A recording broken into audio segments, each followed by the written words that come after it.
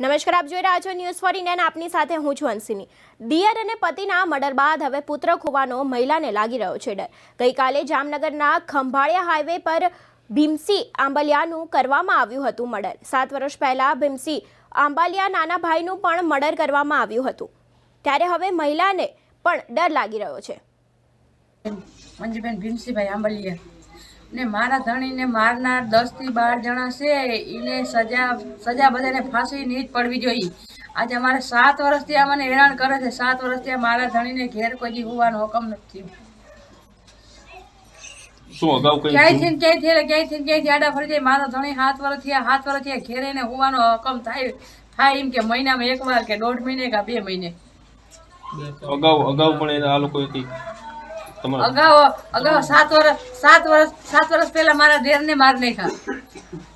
અને એકવાર અમારે ઘેરે ઓલે ઘરે અમે વાંધે હતા ને નવે ઘેરે ન્યા એકવાર 6 થી 7 જણા મારવા આવ્યા હતા.